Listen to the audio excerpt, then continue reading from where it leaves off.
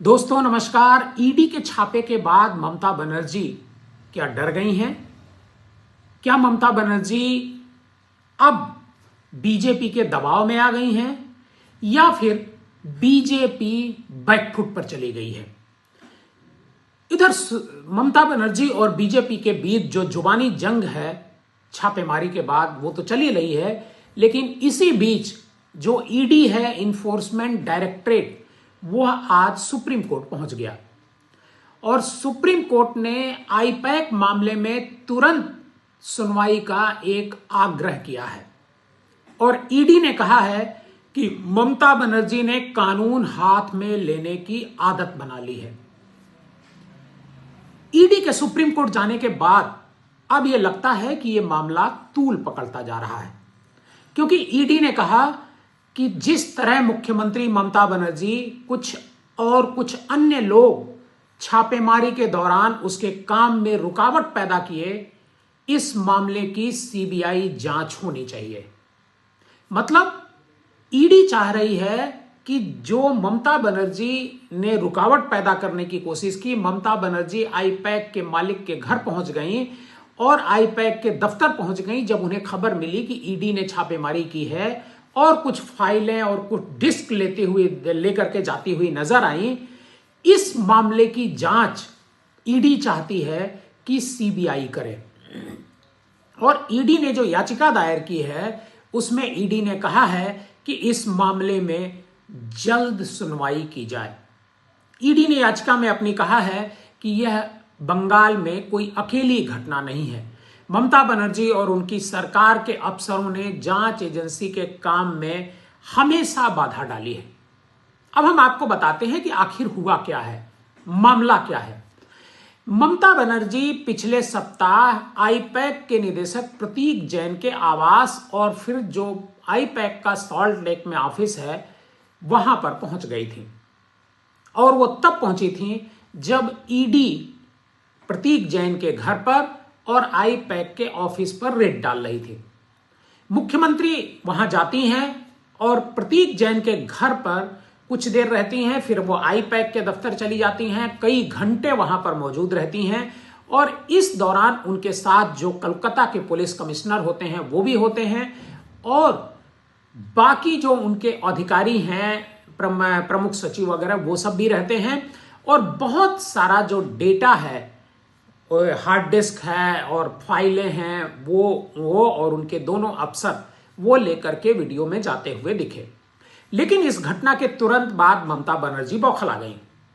IUPAC पर जैसे ही छापा पड़ा, ममता बनर्जी बौखला गई। मुख्यमंत्री ममता बनर्जी ने आरोप लगाया कि ईडी टीएमसी का चुनाव प्रबंधन से संबंधित संवेदनशील डेटा जब्त करने की कोशिश कर रही थी। अब इसके बाद उसी दिन प्रदर्शन होता है पूरे बंगाल में ईडी के खिलाफ, बीजेपी के खिलाफ ममता बनर्जी की तरफ से, और अगले दिन एक प्रदर्शन होता है बड़ा, कोलकाता में एक मार्च निकाला जाता है जिसमें खुद ममता बनर्जी निकलती हैं सड़क पर। उनके साथ हजारों की संख्या में लोग सड़क पर उतर जाते हैं। ईडी इस बात को लेकर के दोबारा तो छापा करने नहीं जाती है, लेकिन ईडी अपनी जांच जारी रहती है। ईडी पहले तो हाई कोर्ट जाती है और हाई कोर्ट में अभी तक सुनवाई नहीं हुई है और इसी बीच ईडी आज सुप्रीम कोर्ट पहुंच गई। सुप्रीम कोर्ट में ईडी ने आरोप लगाया कि ममता बनर्जी ने कानून अपने हाथ में लेने का एक पैटर्न बना लिया है और जब भी किसी जांच में उन्हें उनके मंत्रियों, पार्टी वर्कर या उनसे जुड़े अफसरों के खिलाफ कुछ सबूत मिलने की संभावना होती है, तब वे राज्य की पुलिस का दुरुपयोग करती हैं। ईडी ने अपनी याचिका में जो सुप्रीम कोर्ट में डाली है उसमें यह भी कहा कि वह अवैध खनन, कोयला खनन के से जुड़े एक मल्टी स्टेट मनी लॉन्ड्रिंग मामले की जांच कर रही है, जिसमें अपराध से 2742 करोड़ रुपए की आय हुई है और सार्वजनिक खजाने को नुकसान पहुंचा करके इसे अर्जित किया गया है। जांच एजेंसी ने यह भी कहा कि इस मामले की जांच के तहत ही ईडी के अफसरों ने आईपैक के सह संस्थापक प्रतीक जैन के घर की तलाशी ली थी। क्योंकि इस बात के सबूत थे कि जैन के पास अपराध से कमाई गई 20 करोड़ रुपए से अधिक की संपत्ति हो सकती है। 20 से अधिक करोड़ रुपए उनके पास हो सकते हैं। ईडी ने यह भी कहा कि तलाशी के दौरान मुख्यमंत्री ममता बनर्जी, राज्य के मुख्य सचिव, DGP, Kolkata police commissioner, deputy commissioner और अन्य पुलिस अफसर तलाशी के दौरान जबरन दफ्तर में घुस आए और काम में बाधा पैदा करने की कोशिश की। ईडी ने यह भी कहा कि इन लोगों ने जांच एजेंसी के अफसरों को डराया, धमकाया और उनसे ऐसी फाइलें और इलेक्ट्रॉनिक सबूत छीन लिए जिनमें मनी लॉन्ड्रिंग से जुड़े अहम आपराधिक सबूत थे। ईडी ने यह भी कहा याचिका में कि उसने जो सबूत जुटाए थे उनका किसी भी राजनीतिक दल से कोई संबंध नहीं था और वे पूरी तरह से जांच के मामले से संबंधित अपराध तक सीमित थे। जांच एजेंसी ने यह कहा कि जब जांच एजेंसी द्वारा जुटाए गए सबूतों को मुख्यमंत्री, डीजीपी और पुलिस आयुक्त ने छीन लिया और इसे मीडिया के सामने तमाशा बना दिया तो इससे संविधान और कानून के शासन का अपमान हुआ, जिससे संवैधानिक सिद्धांतों का नुकसान हुआ जिनकी सुप्रीम कोर्ट ने हमेशा रक्षा की है।